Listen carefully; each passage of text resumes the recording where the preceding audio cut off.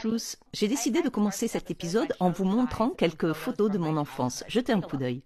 C'est moi, avec mon grand-père, comme c'est mignon.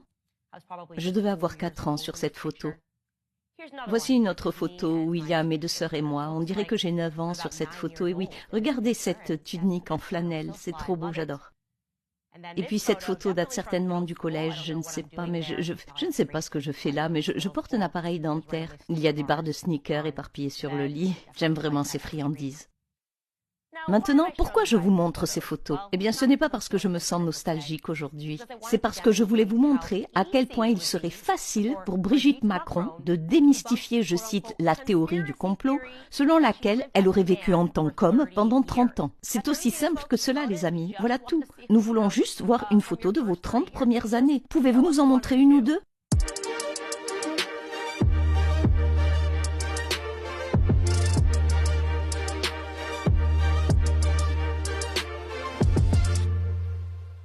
Très bien les amis, nous étions top tendance hier en France. Oui, Candace Owen en France. Une grosse affaire, j'adore. Pourquoi?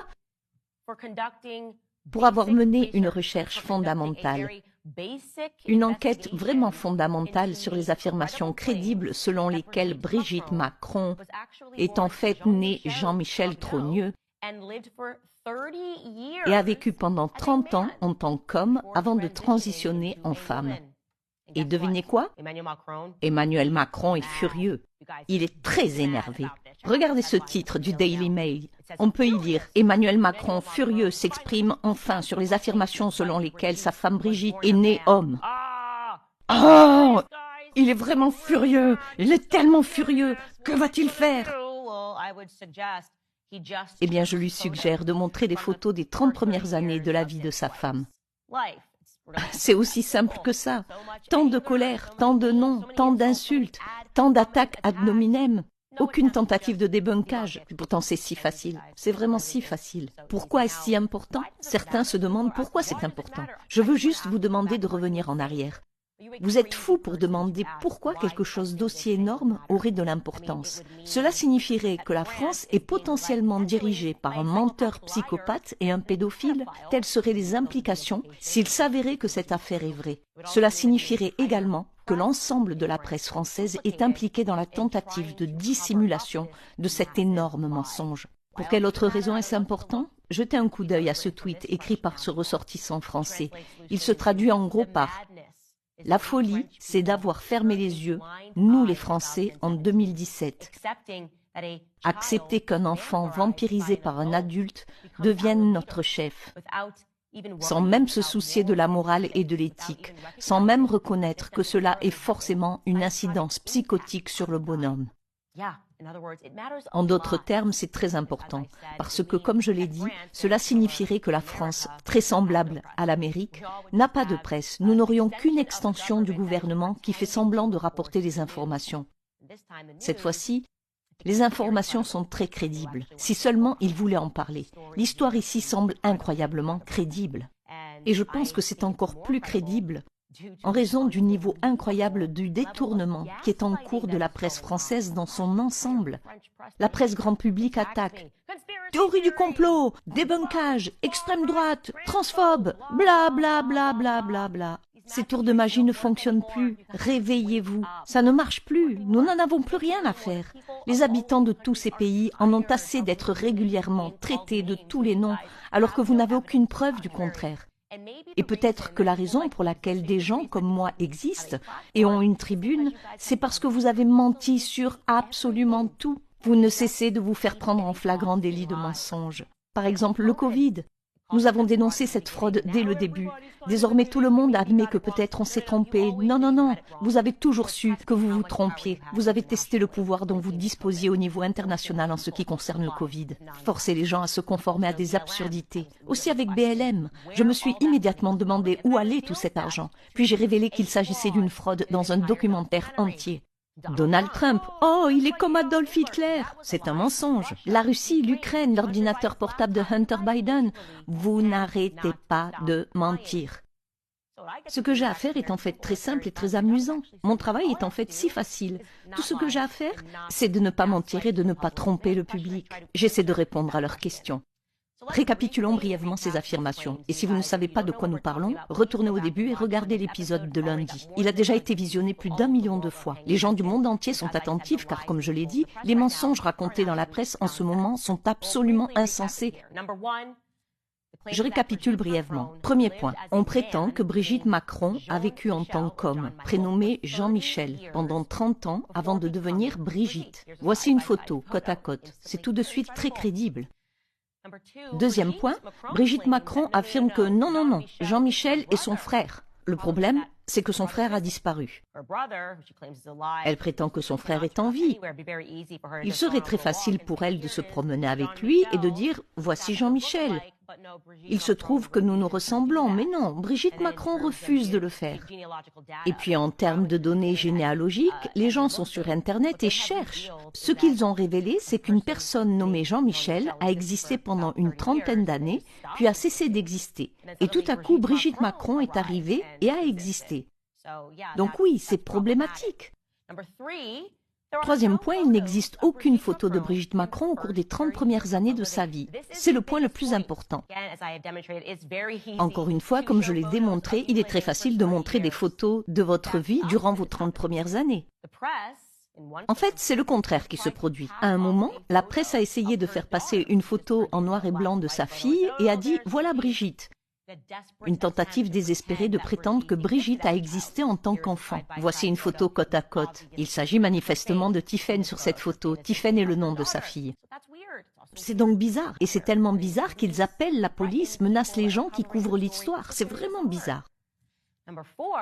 Quatrième point, la presse internationale n'a pas pu localiser son prétendu ex-mari avec lequel elle aurait eu 3 enfants.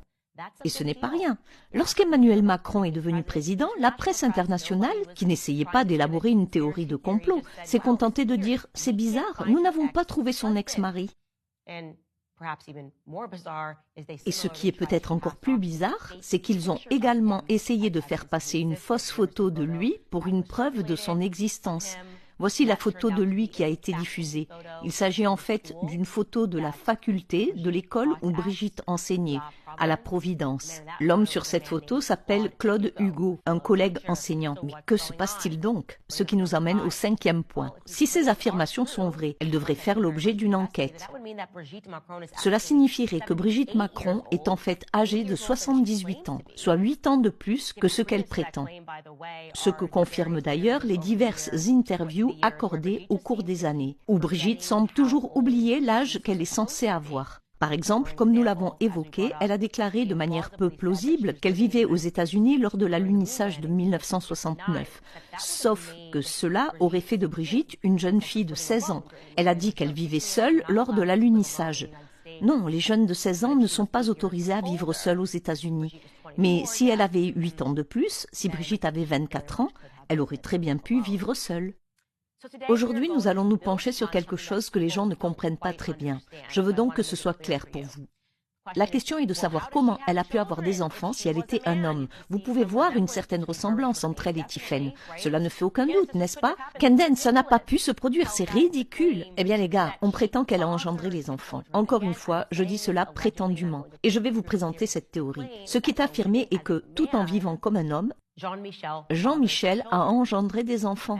Et ce sont les 3 enfants que vous voyez aujourd'hui. Nous allons donc passer cette partie en revue lentement. Rappelez-vous que la presse internationale n'a pas pu trouver la moindre trace de son prétendu ex-mari qui aurait été un grand banquier. C'est un peu bizarre de ne pas pouvoir trouver un grand banquier. Ils ont dit qu'il s'appelait André-Louis Osière. Son nom complet aurait été André-Louis Osière. Il était désigné comme sous-directeur de la délégation régionale de la Banque française du commerce extérieur. La Banque française du commerce extérieur se trouve à Strasbourg. Le seul problème est qu'il n'existe aucune trace de cette banque dans le secteur bancaire. Oups! Alors que la presse commence à creuser la question, Tiphaine, la fille de Brigitte, annonce soudain qu'il est mort. Mort subitement, les gars. Oui, et elle a toutes ces déclarations bizarres. S'adressant à Paris Match, Tiphaine a confirmé le décès de son père en disant, je cite, « Mon père est mort. Je l'ai enterré le 24 décembre dans la plus stricte intimité. C'est ce qu'elle a dit au magazine. Je l'adorais. Elle a poursuivi en disant « C'était un être à part, un anticonformiste, qui tenait à son anonymat plus que tout. Il faut le respecter. » C'est une façon intéressante de présenter les choses, comme si l'on disait en substance « Stop, il voulait être discret, ne fouillez rien, vous devez respecter cet homme mort, mon père. » Alors oui, c'est très triste si votre père est mort. C'est juste que je trouve que ces derniers mots étranges ressemblent en quelque sorte à une menace, à un avertissement de ne pas chercher plus loin. Le seul problème de cette déclaration est qu'elle s'est apparemment trompée de date. Les archives publiques révèlent qu'il est mort le 24 décembre. Mais rappelez-vous, elle a dit qu'elle l'avait enterré le 24 décembre. Les registres indiquent qu'il est mort à cette date et qu'il a ensuite été incinéré le 28 décembre. Encore une fois, je veux juste dire que la personne qui ne peut même pas être localisée est maintenant soudainement morte. Et sa fille confond peut-être les dates, et c'est ce qui est très étrange. La seule photo qu'ils aient jamais présentée du prétendu mariage entre Brigitte, devenue Brigitte Macron, et son premier mari, apparemment inexistant, est celle-ci. Vous avez peut-être pu voir cette photo circuler, mais cette photo a été débunkée. Il a été prouvé qu'ils l'ont agrandie. Il s'agit en fait d'une photo d'un homme nommé Jean-Louis Auzière, avec sa première femme, Susan Spray. Et là, on se demande, pourquoi Jean-Louis Auzière, si c'est en fait une photo de lui et de sa première femme, ne sortirait-il pas pour dire « Hey, en fait, c'est une photo de moi et ma première femme, et les Macron, Brigitte Macron, utilisent cette photo et elle circule. C'est une véritable supercherie. » Vous remarquerez également qu'il porte le même nom de famille que ses enfants et que son prétendu premier mari, Auzière. Mais qu'est-ce qui se passe ici? C'est vraiment bizarre. Apparemment, il est lié d'une manière ou d'une autre à son mari qui n'existe pas. Voyons cela de plus près. Je vais vous expliquer très lentement ce qu'il en est. Voici la théorie, et encore une fois, je tiens à préciser que je le crois crédible au vu de la réaction de la presse et de l'absence de démenti. Mais il s'agit que d'une théorie. La théorie est que Jean-Louis, cette personne que vous venez de voir, la personne photographiée sur cette photo de mariage, était extrêmement proche de Jean-Michel Trogneux, devenu Brigitte Macron, ok? Lui et Jean-Michel Trogneux étaient extrêmement proches. En fait, il est membre de l'équipe enseignante de la Providence. Et Jean-Michel a eu des enfants, 3 enfants avec sa nièce, une femme nommée Brigitte Proba Auzière, ce qui est assez déroutant. Ralentissons un peu, d'accord? La personne dont ils ont utilisé la photo, Jean-Louis, a une nièce qui s'appelle Brigitte Auzière. Je vous montre une photo ici. Brigitte Proba Auzière,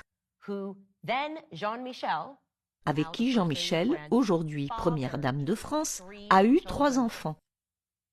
Alors quand Jean-Michel a décidé de faire une transition, après avoir eu ses 3 enfants avec cette nièce, Jean-Louis a aidé son ami, parce qu'il faisait partie de la famille. Le père des enfants de la nièce, essentiellement de la famille, il a dit « Je vais vous aider dans cette transition ». Et comment a-t-il aidé son ami? Eh bien, Jean-Louis aurait des liens très étroits avec les services secrets français. Cela a donc rendu les choses très faciles, ou du moins plus faciles. Ce qu'ils ont fait ici est presque un tour de passe-passe. Brigitte Proba Auzière, sa nièce et la mère des enfants de Jean-Michel Trogneux existaient déjà, n'est-ce pas? Brigitte existait déjà. Ce qu'ils ont donc fait, c'est qu'ils ont transitionné Jean-Michel avec le même nom. Ils ont fait de Jean-Michel Brigitte, parce que c'est plus confus. Ils ont ensuite créé un faux mari, André et Louis, qui n'a jamais existé. Du moins d'après les archives publiques, il est très difficile de trouver cet homme. Encore une fois, c'était un tour de passe-passe parfait, parce que maintenant, ils se disent « Brigitte Auzière existe ou a existé ». Non, en fait, c'est une nièce. Il a aidé son ami. Et l'histoire devient plus sombre et encore plus tordue. Encore une fois, les gars, je vous guide lentement à travers tout cela, parce qu'ils ont voulu que cela soit confus. Nous ne découvrons pas tout, parce que personnellement, il faut que vous le sachiez en France, personnellement, j'aime les défis. J'adore quand les médias se lancent à corps perdu et commencent à utiliser des mots comme théorie du complot, fou et extrême droite, parce que c'est ce qu'ils font depuis des années, et que les gens s'en rendent compte. Comme je l'ai dit, le tour de magie ne fonctionne plus. Nous vous demandons de faire une chose très simple.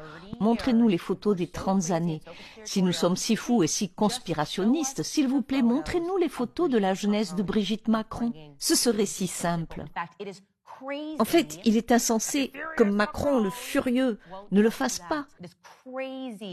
Il est insensé que la presse s'efforce de protéger ce récit. Il est tellement évident qu'il est suspicieux de ne pas faire quelque chose d'aussi basique et d'aussi facile qui dissuaderait toutes les rumeurs. Et devinez quoi maintenant? Ce n'est pas seulement une histoire énorme qui se passe en France, c'est une histoire énorme qui se passe en Amérique. Il y a plusieurs journalistes qui prévoient de faire de grandes révélations sur cette affaire. Vous êtes donc avertis, les médias français. Je ne voudrais pas être dans le camp du mal, dans le camp du mensonge. Mais qui suis-je pour vous dire ce que vous devez faire? C'est tout ce que j'ai à dire à ce sujet.